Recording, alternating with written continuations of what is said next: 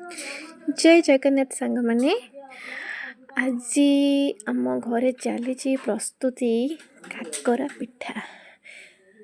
आपण मैंने तो खाई काकरा पिठा हेले देखंतु आज आम आम घरे केमती काकरा पिठा प्रस्तुत करुछु। माँ और बुढ़ी माँ काकरा चकड़ी चली चकड़ला पर ताकू साइज रे पूरा गोल गोल गोल गोल करचंती। चुली रे काकरा पिठाटा करियाटा जेतिकी टेस्ट सेटा गैस रे एते टेस्ट नहीं। केमती गोल गोल कर दउचंदी देखंतु। तापरे तेल कड़ी रे काकरा बे छणा होची।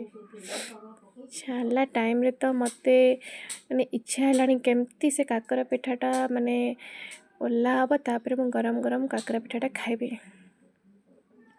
देखंतु केमती ब्राउनी से हलानी काकरा पिठाटा। फास्ट मु खाई थांती जे हेले माँ कहले कि नहीं फास्ट पिठाटा सेटा कोन चुली को दिया जाए तापरे बारियाटे दिया हबो। 3 नंबर पिठाटा मु खाइबे। प्रस्तुत हो गला हमर गरम काकरा पिठा। देखो केते क्रिस्पी हे जे। जाउचे मु खाइबी।